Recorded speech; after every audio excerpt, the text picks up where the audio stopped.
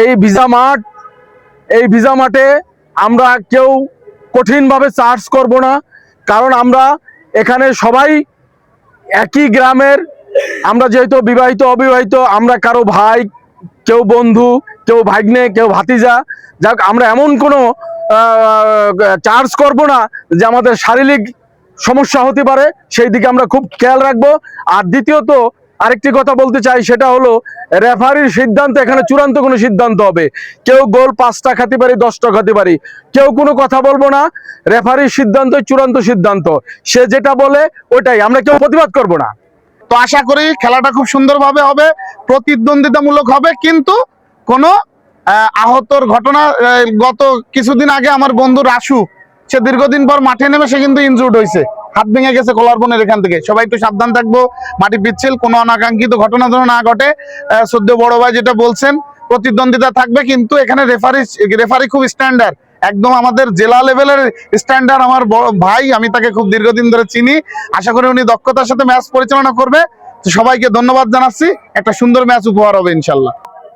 আমার মনে হয় এত বড় একটা গ্রামে আমরা আর্জেন্টিনা, ব্রাজিল বা অন্য দলকে নিয়ে যেভাবে উন্মাদনা সৃষ্টি করি, এবং আমি মনে করি একেবারে একটা দারুণ একটা হার্ট অফ দা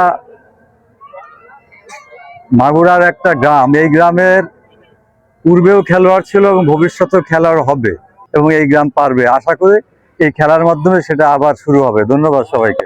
এতদিন যেটা নিষ্ক্রিয় হয়েছিল সেটাকে সক্রিয় করার জন্য ব্যক্তিগতভাবে আমি বিশেষভাবে উদ্যোগ নিয়েছিলাম, এবং সেখানে মোর্শেদদের মাধ্যমে একটা কমিটি করে দিয়ে সেখানে সদস্য ফরম এবং রসিদ বই ছাপানোর কথা বলা হয়েছে, এবং 1.5 মাস সময় নিয়েছে। 1.5 মাসের ভিতরে এখানে সদস্য ফরম বিক্রি করে ওই সব সদস্যর মাধ্যমে ক্লাবে নতুন করে কমিটি হবে, এবং তারপরের থেকে ক্লাবে আমরা যে উদ্যোগ নিয়েছি যে এই ক্লাবের মাধ্যমে আমাদের ছেলেপেলেকে এই খেলাধুলোর ভিতরে যাতে তারা মনোনিবেশ করতে পারে, সেই ব্যাপারে আমরা পৃষ্ঠপোষকতা করব এবং তাদের সাহায্য সহযোগিতা করব। আমি মনে করি যে এই খেলাধুলার মাধ্যমে মানুষের মন এবং মননের বিকাশ ঘটে এবং শরীর গঠনে সহায়ক ভূমিকা পালন করে।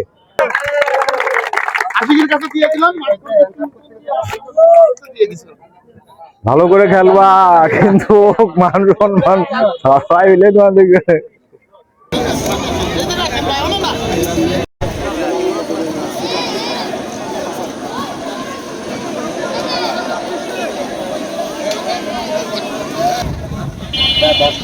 আমরা উঠবানে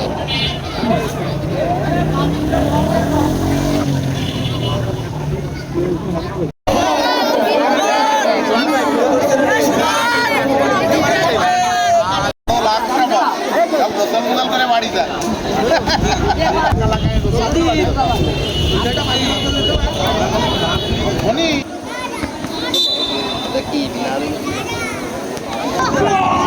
আগে সব পোশাক নিয়ে